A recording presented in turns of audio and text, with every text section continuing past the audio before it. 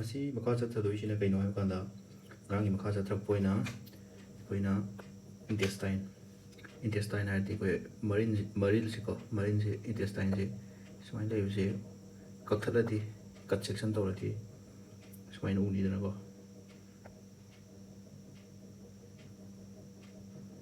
ꯁꯨꯃꯥꯏꯅ ꯀꯠ ꯁꯦꯛꯁꯟ ꯇꯧꯔꯗꯤ ꯁꯨꯃꯥꯏꯅ ꯎꯅꯤ ꯑꯗꯨ ꯃꯥꯁꯦ ꯀꯌꯥ ꯂꯩꯅꯤ intestine ꯀꯠ ꯁꯦꯛꯁꯟ ꯇꯧꯕꯗ ꯂꯦꯌꯔ ꯀꯌꯥ ꯂꯩꯅꯤ ꯃꯔꯤ ꯂꯩꯅꯦꯕ ꯁꯨꯃꯥꯏꯅ ꯑꯃ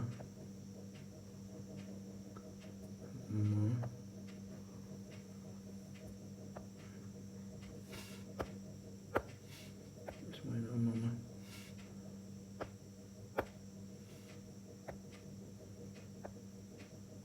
pas layer ama sina 1 hairse 2 hairse 3 4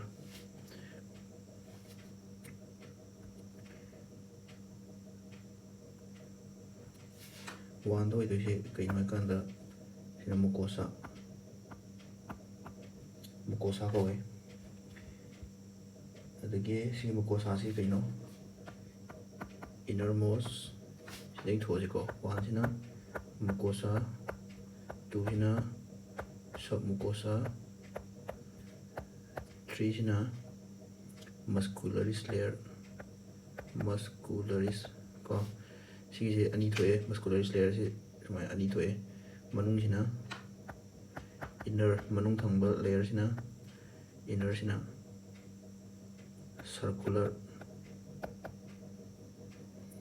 circular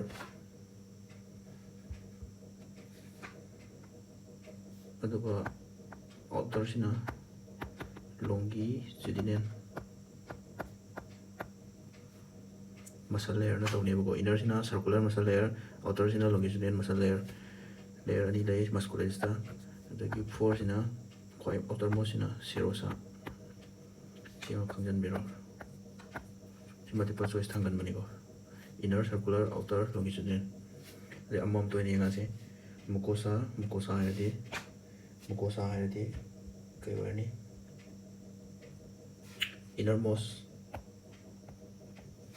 innermost layer yani ko mucosa hayadi kare innermost layer of the alimentary canal masina irregular folds later masai do irregular folds ma'am lai ko irregular folds ma'am lai se kado irregular folds ma'am lai sigi irregular folds se stomach to organa kai kauni stomach manung da su yawe ko irregular folds se stomach manung do organa ruge intestine manung do organa intestine marin manung do organa ko bilai moi mathau si kaim natte kedohanba increase surface area for absorption yani ko mathangi layer sina submucosa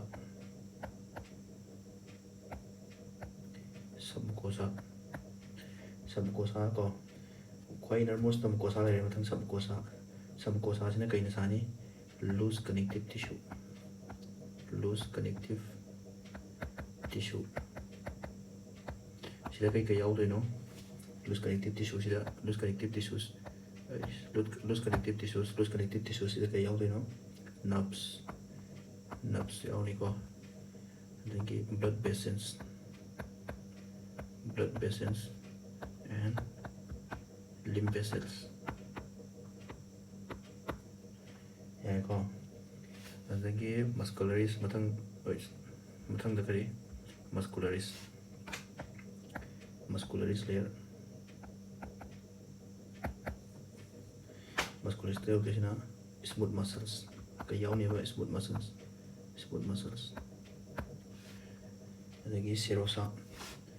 da thiam yare outermost layer ni serosa ji kai neba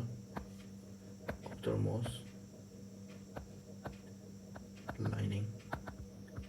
layer of the alimentary canal simlere simari ji khange yare aduga mathang sina salivary glands da mula ko ꯑꯍꯥꯟꯕ glands salivary glands.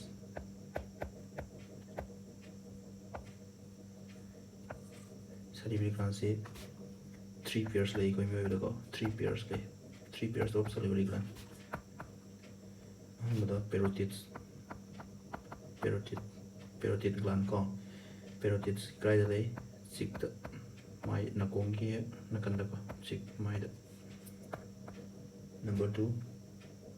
submaxillary or submandibular gland. यानी को हमारे प्राय दे lower jaw तो को अदुगा sublingual glands. Sublinguals ने काय दे below the tongue.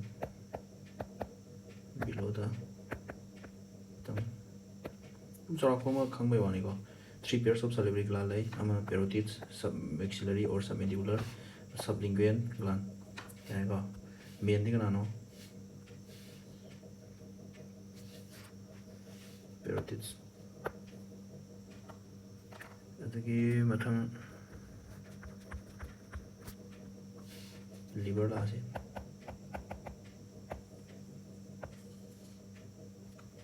Liver are largest gland of the body. Quite strongly, quite small gland, the gland of the body. My weight is normally weight 1.1.2 to 1.5 kg. Another no in adult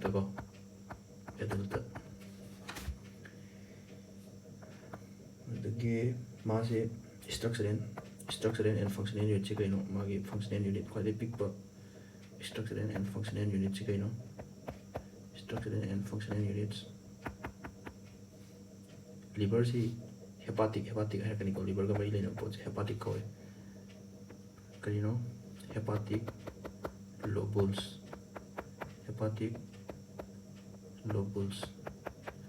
structure and functional units kai neba hepatic lobules. Sige hepatic lobules sing si connective thin connective tissue no covered by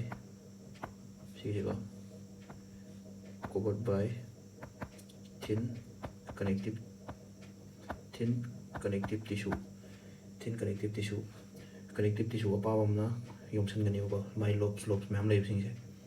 sige kasibu kai ko thin connective tissue name sam sige ko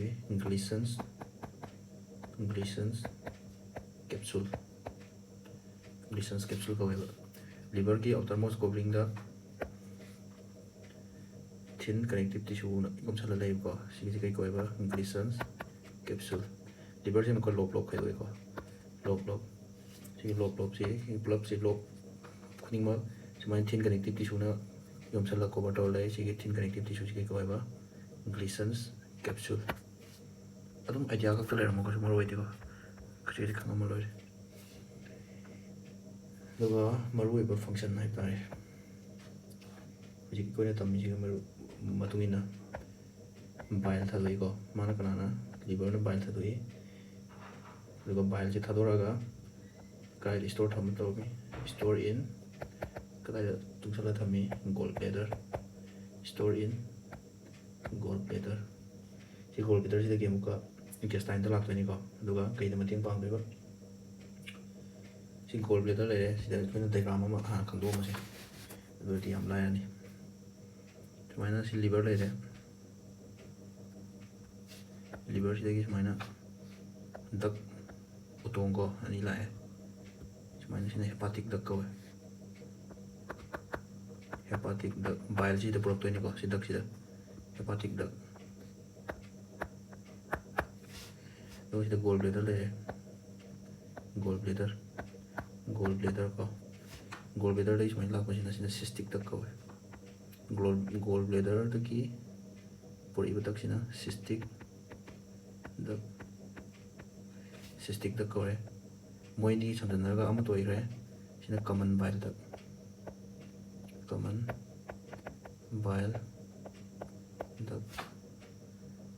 bile duct lerigo the common bile duct lere those one the pancreas sina pancreas ni go pancreas library sina pancreatic duct sina kari pancreatic duct pancreatic duct sika common bile duct ka punsanre to kai tare hepato sina kai go hepato pancreatic duct do si kana na ta do si small intestine ki hanba part si se do de nam da ta de ne ko do de nam da ta de yani ko si ma phan khang jan bi ro hang mani ko se hepatic duct ka cystic duct ka pula kai tai common bile duct common bile duct ka si pancreatic duct si pula ka kari hepato pancreatic duct do ma si kana da la sa ta do se bile si dai problem am si do de nam da do pancreatic juice pancreas na thadok pa juice si kana da si duct proctor ni ko pancreatic duct do ga hepato pancreatic duct la ni do ga first part of this small intestine ki anba part do de nam da ta do si khang jan bi ro si ngai bile do kana store thamani gallbladder da thamni liver dai thadok pa bile si kana da ni si gallbladder store thamani do gallbladder dai thadok pe adagi sim lere do mathang da lakhisina digestion of food la se digestion of food kamai tumbano krai da kai tumi kra kup na la digestion of food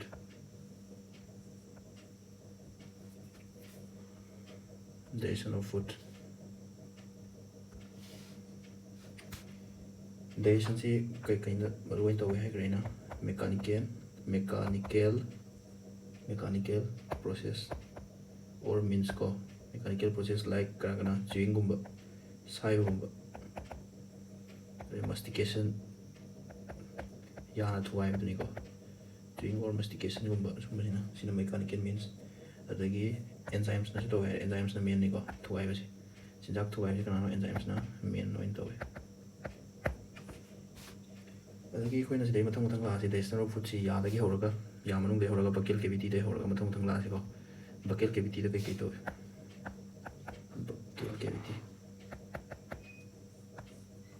buccal cavity da two major function lay maru oiba function ani buccal cavity da ko digestion gi oina two major functions number 1 mastication of food sasal jinjak to thugai ba mastication of food segai ba ni ko yana thugai ba adagi sai jinjak to koina mucus haitare anang pot ama to sanadradi koina yot pa kan da su yana roi ko yot pa de lai yot si kaino mucus ka bain to ni ko punsan na bagi adana sidai kana da yawe de mucus si saliva da yaw ne ba ko saliva si da mucus yaw ne do si mucus si ga photo ko to sanar kan da ni koina yot pa de lai na yot to ko adana facilitation of lahan bago swallowing yot pada suyan bai thabuk si buccal cavity manung da tawni ba kana no saliva na tawdai ko saliva ga food ka to sanara ka sida ma khangau ga abam na food plus chinjak siga koin chai ba food siga saliva ga punsanara ga kai koi sibu bolus ko web bolus ara di saliva ga food ka to sanara ni ko yot na bagi yot pada lahan na mucus ka yaw ga saliva siga to sanara ni tamaina saliva ga to sanara ba food ni bolus ai shema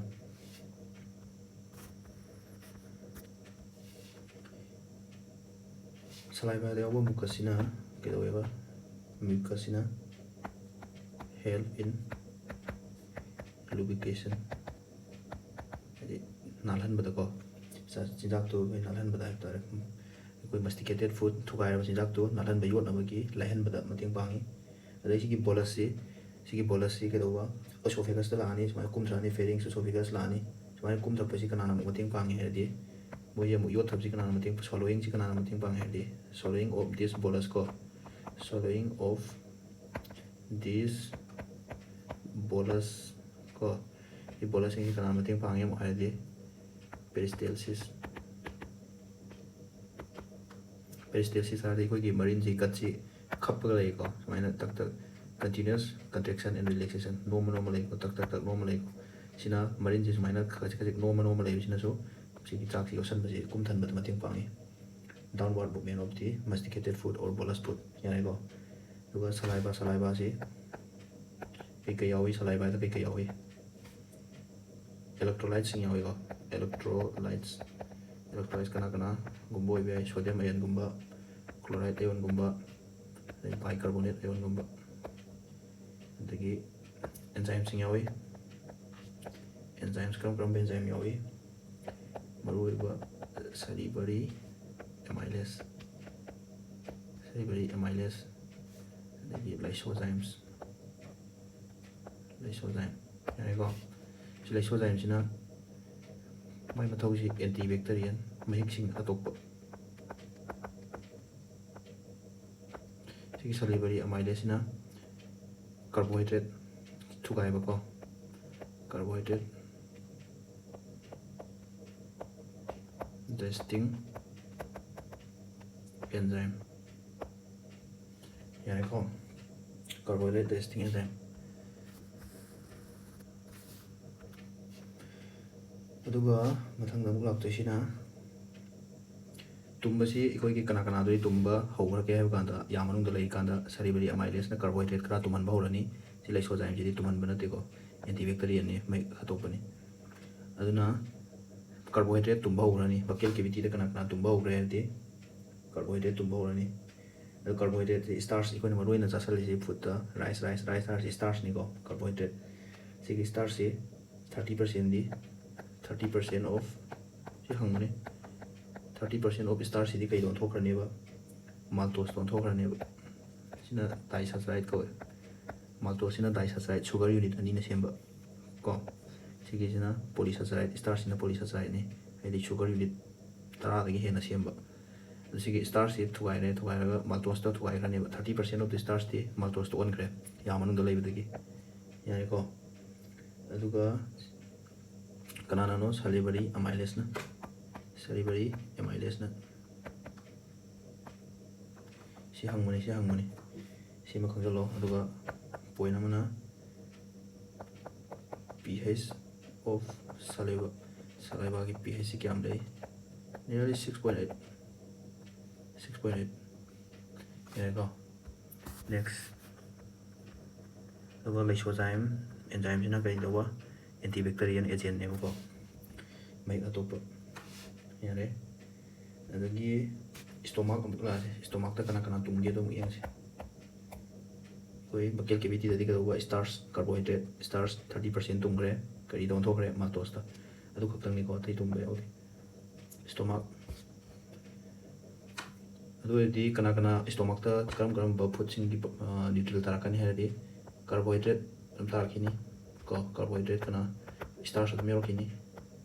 stomach ꯇ ꯀꯣ ꯂꯥꯛꯇꯣꯏꯁꯦ ꯑꯗꯒꯤ starch ꯌꯥꯎꯔꯛꯑꯅꯤ maltose ꯌꯥꯎꯔꯛꯑꯅꯤ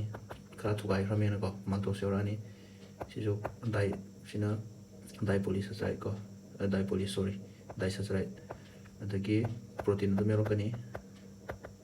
ꯄ꯭ꯔꯣꯇꯤꯟꯁꯤꯡ ꯌꯥꯎꯔꯛꯀꯅꯤꯀꯣ ꯑꯗꯒꯤ ꯐꯦꯠꯁꯤꯡꯁꯨ ꯑꯗꯨꯝ ꯂꯥꯛꯀꯅꯤ ꯁꯤ stomach ꯇ ꯂꯥꯛꯇꯣꯏꯅꯤ stomach ꯇꯅ ꯀꯅꯥꯅꯣ ꯇꯨꯝꯗꯣꯏꯁꯦ ꯑꯃꯨꯛ ꯌꯦꯡꯉꯁꯤ ꯑꯗꯣ ꯑꯁꯤ ꯂꯥꯛꯇ꯭ꯔꯤꯀꯥꯟꯗ stomachꯀꯤ mucosa ꯀꯣ ꯃꯅꯨꯡꯒꯤ ꯂꯦꯌꯔꯗꯨ mucosa ꯂꯦꯌꯔꯗꯨꯗ gastric gland ꯌꯥꯎꯅꯦꯕ gastric glands ꯆꯈꯥꯎꯒꯤ glandsꯤꯡ ꯌꯥꯎꯅꯦꯕꯀꯣ gastric gland ꯗ 3 cell types ꯂꯩꯅꯦꯕ 3 cell type 3 ꯂꯩꯅꯤ 3 cell types कनानो mucus थदोकपको mucus neck cells मकोइना करी थदोक्तोइनो secrete mucus यारेको अदुगा secrete mucus अदगी peptic cells or chip cells दा कना थदोकनी हेदी pro enzyme the enzyme active तौद्रिबा active ओइद्रबा active oidriba mathau pangthokpa ngamdriba ko pepsinogen sumaina ogen yauraba adori inactive ni ko sumaina ogen yauradi sumaina enzyme gumba sumaina enzyme gumba piramba kanda ogen na loiba si gen na loyati inactive pro na horamasu pro na horamasu inactive ni ko pro na horamaba ogen na loiramaba adori inactive ni ko mathau pangthokpa ngamdriba action tawba ngamdriba enzyme sing oidoni sima khananbiro pepsinogen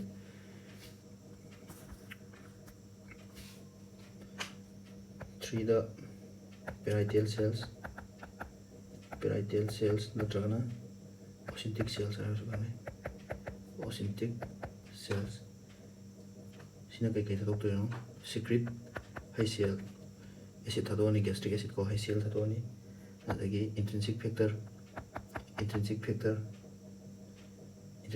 thadokani adagi HCl sina kai no digestion sigi HCl mai mathau ji HCl mathau kai no intrinsic factor gi mathau no intrinsic factor gi sida heram se intrinsic factor na help in vitamin B12 absorption si hang mani ko vitamin B12 absorption HCl gi mathau kai no HCl si mai khra sa to kani kills HCl gi kills some microorganisms chak te rok ko chaba kan de rok microorganisms khra sa to kani adagi HCl ki sina maintain pH of the stomach maintains pH of the stomach ke kya mukta thamni 1 to 2 pH 1 to 1 to 2 5 lele adagi amana maruiba mathawa mana sigi HCl sina ke doni he kanda pro pepsinogen inactive oiba active oidriba pepsinogen si HCl na kai do thokani pepsin don thokani pepsin hai de ogen do yaudra men pepsin hai de sina active ni ko active oiraba mathau ngamaba sina bu inactive pepsinogen ina inactive so HCl sina pepsin on thoni pepsin ina ke do no sina protein thwai ne ba ko protein sing si thwai ne ba yarba protein jing thwai ni ki protein jing ji thwai ni kari da thwai ni protease and peptones peptides are say or peptides yani ko protein ji thwai ra ke hena pick thaba protease not amazon peptones or peptides sida thwai ne adudi stomach ta kana tumgre adi buccal cavity ta ngasai starch 30% tumgre adagi stomach ta kana tumme adi only protein stomach ta kana no adi only protein kaktani digestion to bhori yani ko ro carbohydrate ka to men hai to maru oite maru ina stomach ta kana tum bhogre adi proteins yani ko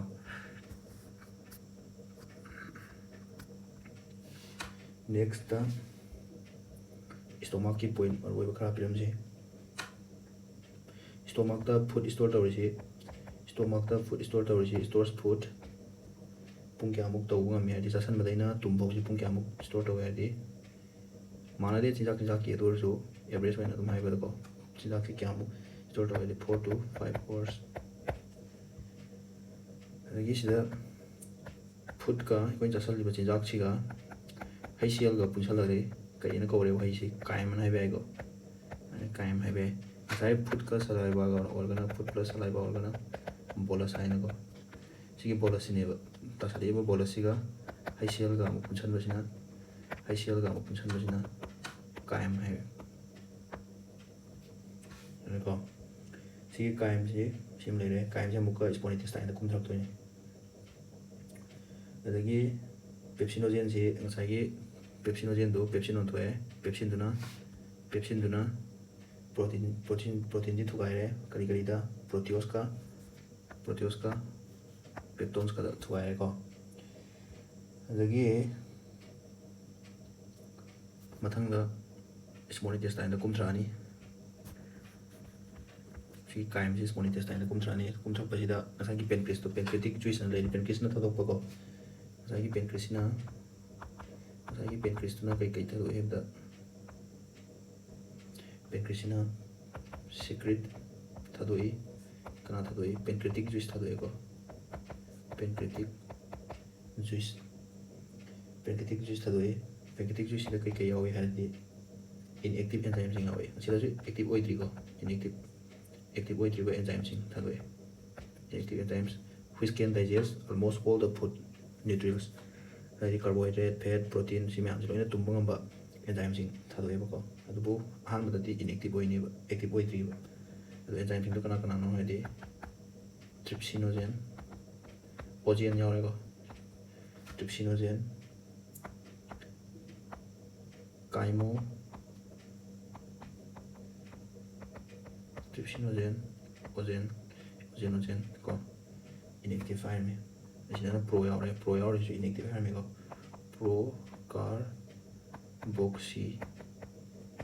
peptides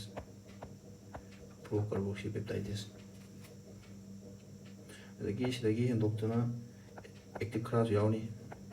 active होइबे amylase हार्डी carbohydrate digesting enzyme carbohydrate तुमनबा lipase हारगना fat थुगाइबा को nucleus हारगना nucleic acid थुगाइबा मोइसु यावनी एमाइलेज हारगना कार्बोहाइड्रेट थुगाइबा लिपेज हारगना लिपिड फेट थुगाइबा न्यूक्लियस हारगना न्यूक्लिक एसिड थुगाइबा द अहुमजिना इनएक्टिव एंजाइम्स नेबको सिगी ट्रिप्सिनोजेन जे सिदा क्वेश्चन नंबर अदुम हंगेको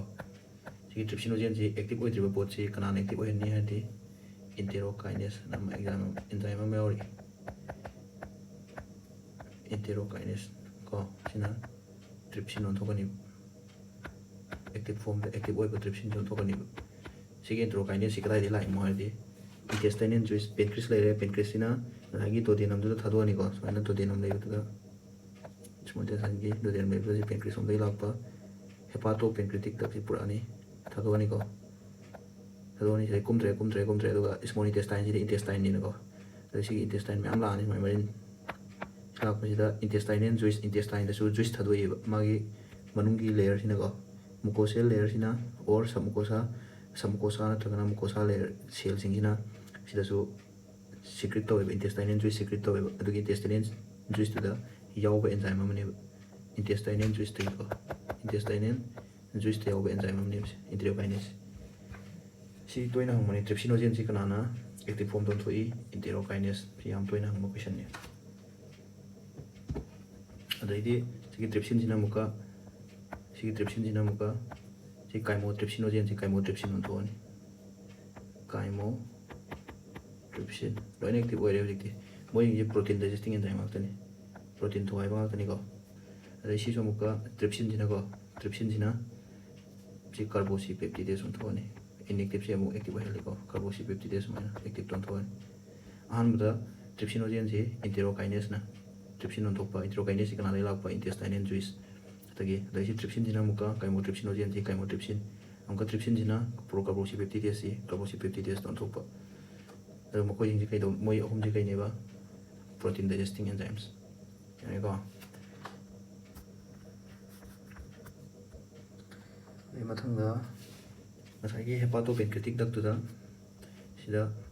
बाइल सु पुरा लाक्तोनिको मथंदगी कमन बाइल दा पु थपदो सिदा बाइल सु दादोनिको बाइल की मथौदो मु येंगसे निगोर बे लाक्पा बाइल जी दोडेनम हेपाटो पेनक्रिटिक दक्ता थादोअनी हेपाटो पेनक्रिटिक दक सिदा लानी दुगा दोडेनम दा थादोअनी द बाइल जी दा कई यावे मु येंगसे बाइल जी दा कई यावे क्वाइ मरु ओइबा सिदा खंगिनगदबा मरु ओइबा पोइन अमना बाइल सिदा नो एंजाइम यावदे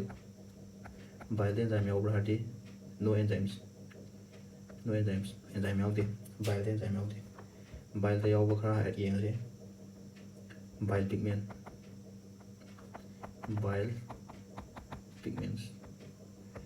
पिगमेंट्स यावनी बाइल पिगमेंट्स बाइल की मचु हेनबको कना bilirubin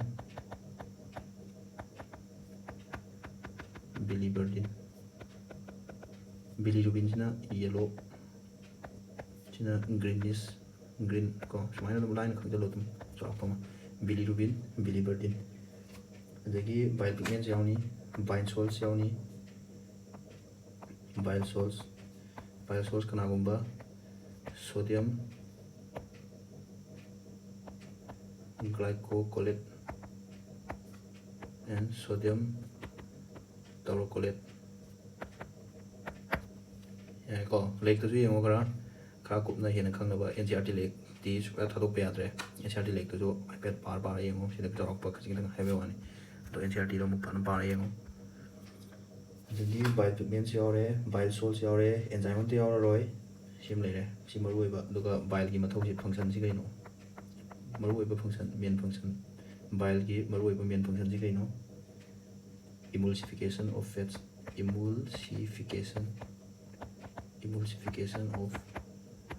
fats. Haibadi emulsification haibadi kaino breaking down of fat si kedoba emulsification haibadi kaino fat si